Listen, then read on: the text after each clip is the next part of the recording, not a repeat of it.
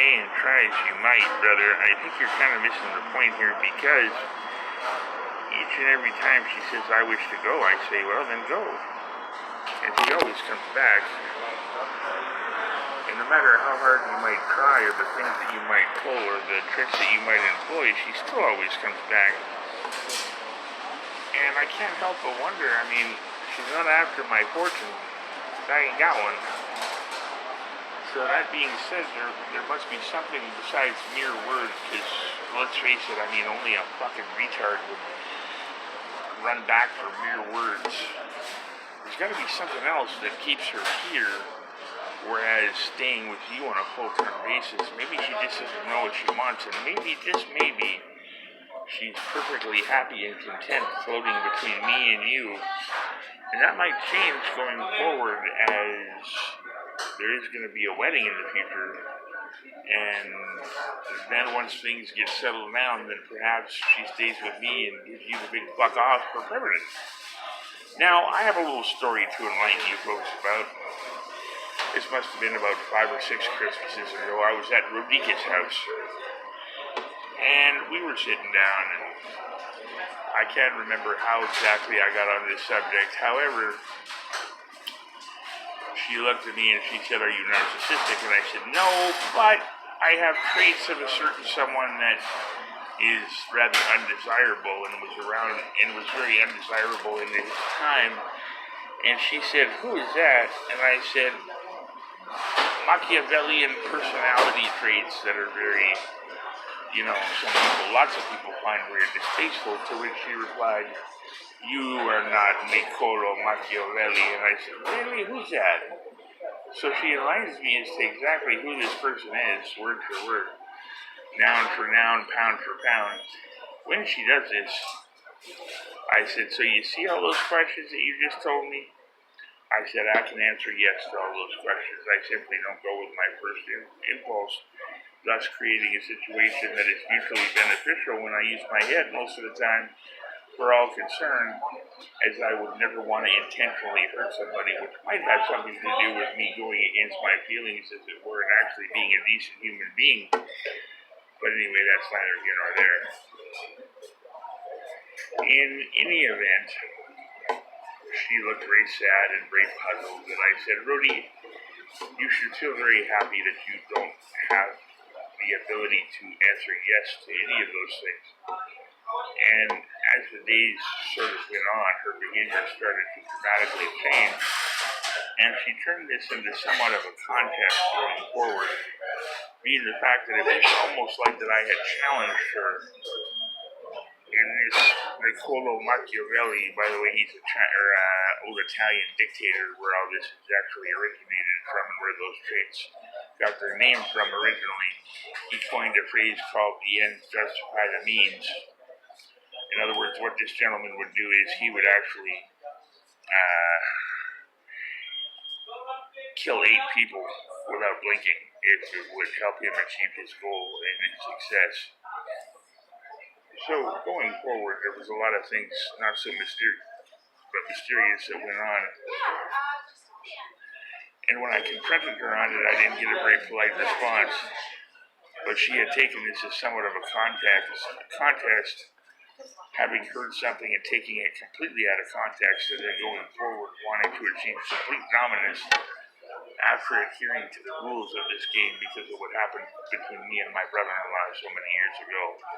And now she's putting down her serial killer crap because I've told her that animal cruelty is the first marker of a serial killer. She is putting down all of this shit on my YouTube, because once again she is copying the words that I am saying, as she cannot come up with an original idea on how to make me feel pain anymore. She never really could, to save her own fucking life. All she can do is pay and put money in people's pockets and let them handle the heavy lifting. So I guess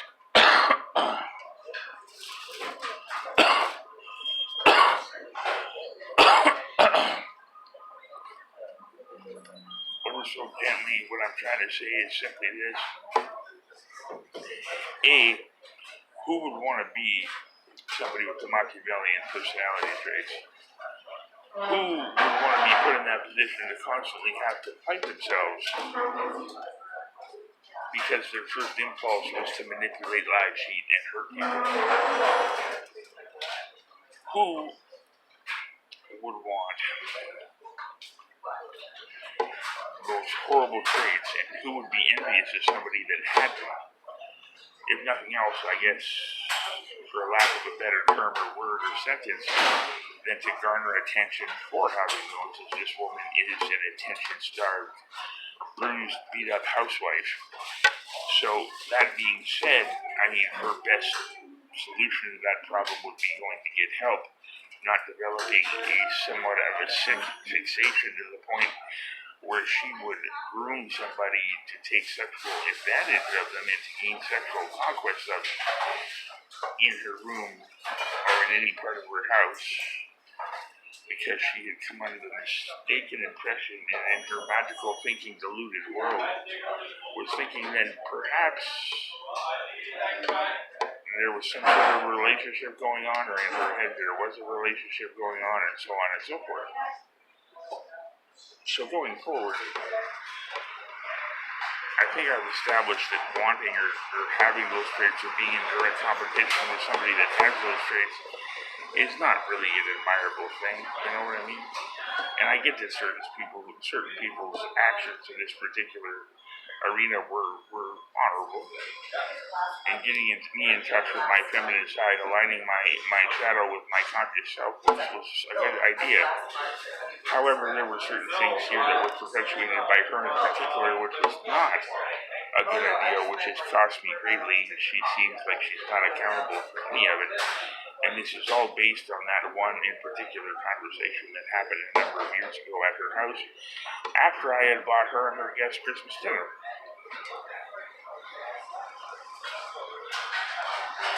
So the question then becomes, what do you do with something like that? What do you do with a conversation that directly had an effect on the events in your life for up to a decade by someone who wants attention, negative attention quite obviously, and gets off on things that serial killers do? That would be someone that is a Jeffrey Dahmer in training, if you ask me, and somebody that could very well be under surveillance at some point. I mean, I can totally see it. One of her guests said something about her home or something of that nature that she doesn't like very much. And before you know it, you're fucked 6 weeks from Sunday and you're buried in the attic or under the stairs. She's got a little cubby hole in there, maybe a perfect place to store bodies and whatnot. And you see, if you read about Jeffrey Dahmer, if you read about John Wayne Gacy and whatnot, when they were little kids, their parents used to find the house pets buried under their bed. Now that, as it stands, is very disturbing. Furthermore, what is more disturbing is I found little Mia, that would be her first dog, outside and in a hole, with its eye gouged out, with very suddenly cuts all over it. It was barely able to yelp.